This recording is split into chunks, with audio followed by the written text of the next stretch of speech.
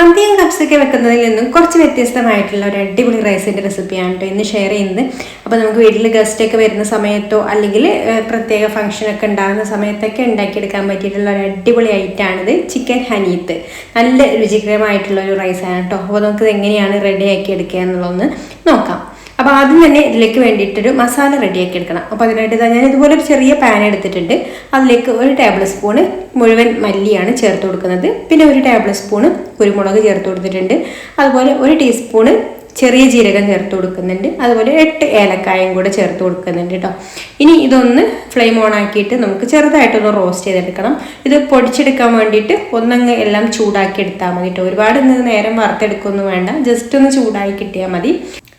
ഇതുപോലെ ഒന്നങ്ങ് ചൂടായി വന്നതിന് ശേഷം പിന്നെ നമുക്ക് ഫ്ലെയിം ഓഫ് ആക്കാം. എന്നിട്ട് ഇതിലേക്ക് 1/4 ടീസ്പൂൺ മഞ്ഞൾപ്പൊടിയും കൂടെ ചേർത്ത് ഒന്നങ്ങ് മിക്സ് ചെയ്ത് കൊടുത്തതിന് ശേഷം നമുക്കിത് പൊടിച്ചെടുക്കാം. പൊടിച്ചെടുക്കാനായിട്ട് ഞാൻ മിക്സിയുടെ ചെറിയ ജാറിലേക്ക് ചേർത്ത് കൊടുത്തിട്ടുണ്ട്. എന്നിട്ട് നന്നായിട്ട് തന്നെ ഇതുപോലെ ഒന്ന് പൊടിച്ചെടുക്കണം.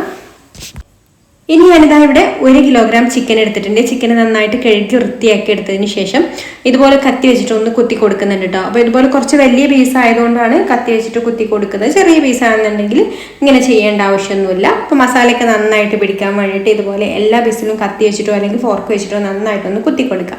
എന്നിട്ട് നമ്മൾ റെഡിയാക്കി എടുത്തിട്ടുള്ള ഒരു മസാല ഇതിലേക്ക് ചേർത്ത് കൊടുക്കാം. ഇതിലേക്ക് മുഴുവനായിട്ട് ചേർത്ത് കൊടുക്കുന്നുണ്ട് കേട്ടോ. നമ്മൾ 1 കിലോഗ്രാം ചിക്കനാണ് എടുത്തിട്ടുള്ളത്. അപ്പോൾ അതിലേക്ക് വേണ്ട അളവാണ് കേട്ടോ ഈ ഒരു മസാല.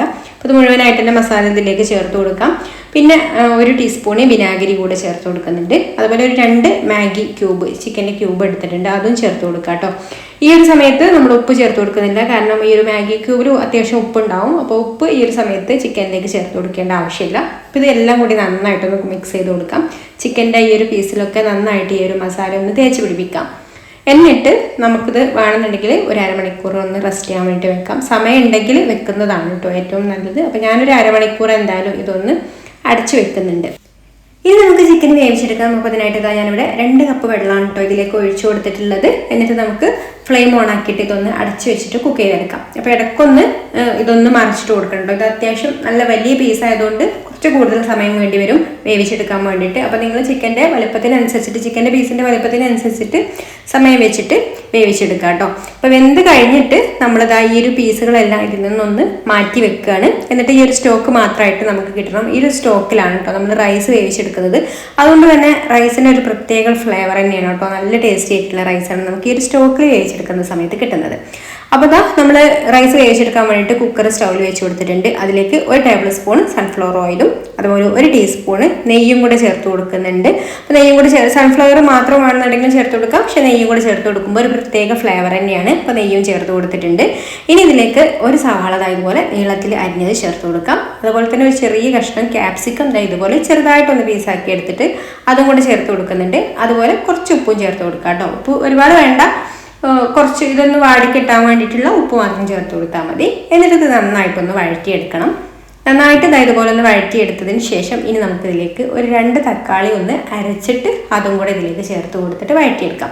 തക്കാളിയിലുള്ള ആ ഒരു വെള്ളമൊക്കെ വറ്റിയിട്ട് എണ്ണ തെളിഞ്ഞ് വരുന്നത് വരെ വഴറ്റിയെടുക്കണം. ഇതുപോലെ ഒന്ന് വഴറ്റിയെടുത്തതിന് ശേഷം ഇനി നമ്മളിതിലേക്ക് നമ്മൾ നേരത്തെ മാറ്റി വെച്ചിട്ടുള്ള ആ ഒരു സ്റ്റോക്കും പിന്നെ അതിൻ്റെ കൂടെ കുറച്ച് വെള്ളം കൂടെ ചേർത്ത് കൊടുക്കുന്നുണ്ട് കേട്ടോ.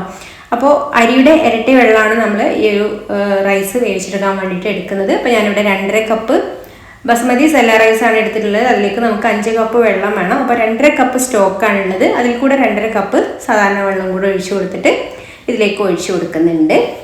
ഇനി നമുക്കിതിലേക്ക് ഇതുപോലെ ഒരു 3 പച്ചമുളക് ചേർത്ത് കൊടുക്കാം. അതുപോലെ തന്നെ പാകത്തിനുള്ള ഉപ്പും കൂടി ചേർത്ത് കൊടുക്കാം. വെള്ളത്തിൽ കുറച്ച് ഉപ്പൊന്ന് നന്നായിട്ട് വേണം കേട്ടോ, എന്നാലുള്ള റൈസിൽ ഉപ്പുണ്ടാവുക. അപ്പോൾ അത് നോക്കിയിട്ട് ഇതിലേക്ക് ഒരു 1/2 ടീസ്പൂൺ ഉപ്പും കൂടെ ഞാൻ ചേർത്ത് കൊടുത്തിട്ട് മിക്സ് ചെയ്ത് കൊടുക്കുന്നുണ്ട്. എന്നിട്ട് ഇതൊന്ന് നന്നായിട്ട് തിളപ്പിച്ചെടുക്കണം. ഇപ്പോൾ ഇതുപോലെ ഒന്ന് തിളച്ച് കഴിഞ്ഞാൽ ഇനി നമ്മൾ ഇതിലേക്ക് അരി ചേർത്ത് കൊടുക്കാം. ഞാനിവിടെ 2.5 കപ്പ് ബസ്മതി സെല്ല റൈസ് കഴുകിയെടുത്തതിന് ശേഷം 1 മണിക്കൂറോളം കുതിർത്തെടുത്ത് ഊറ്റി വെച്ചിട്ടുള്ള റൈസാണ് കേട്ടോ. അപ്പോൾ അതും കൂടെ ചേർത്ത് കൊടുത്തിട്ട് നന്നായിട്ടൊന്ന് മിക്സ് ചെയ്ത് കൊടുത്തതിന് ശേഷം കുക്കർ അടച്ച് വെച്ചിട്ട് 1 വിസിൽ വന്നു കഴിഞ്ഞാൽ നമുക്ക് ഫ്ലെയിം ഓഫ് ആക്കാം.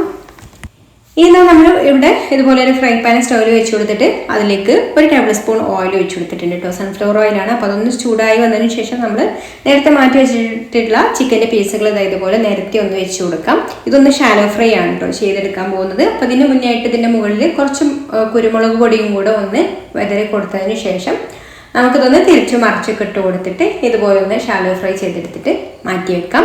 പിന്നെ കുക്കറിൽ കംപ്ലീറ്റ് ആവിയും പോയതിന് ശേഷമാണ് കേട്ടോ ഇപ്പോൾ കുക്കർ തുറക്കുന്നത്. അപ്പോൾ നമ്മുടെ റൈസും ഇവിടെ റെഡി ആയിട്ടുണ്ട്. ഇനി നമുക്കിത് റൈസും അതുപോലെ ചിക്കനും ഒക്കെ വെച്ചിട്ട് ഇതിലേക്കുള്ള നല്ല അടിപൊളി ചമ്മന്തി കൂടെ ഉണ്ടെങ്കിൽ നല്ല ടേസ്റ്റാണ്. അപ്പോൾ അതും കൂടെ ഒക്കെ വെച്ചിട്ട് സെർവ് ചെയ്യാം. അപ്പോൾ ഇത്രയേ ഉള്ളൂ, നമ്മുടെ ചിക്കൻ ഹനീത്ത് ഇവിടെ റെഡി ആയിട്ടുണ്ട്. ഇഷ്ടമായിട്ടുണ്ടെങ്കിൽ ലൈക്ക് ചെയ്യാനും ഷെയർ ചെയ്യാനും ചാനലൊന്ന് സബ്സ്ക്രൈബ് ചെയ്യാനും ഫേസ്ബുക്കിലാണ് കാണുന്നതെന്നുണ്ടെങ്കിൽ പേജ് ഒന്ന് ഫോളോ ചെയ്ത് സപ്പോർട്ട് ചെയ്യാനും കൂടി മറക്കല്ലേ. അപ്പോൾ ഇനി മറ്റൊരു നല്ല റെസിപ്പിയുമായിട്ട് അടുത്ത വീഡിയോയിൽ കാണാം. താങ്ക്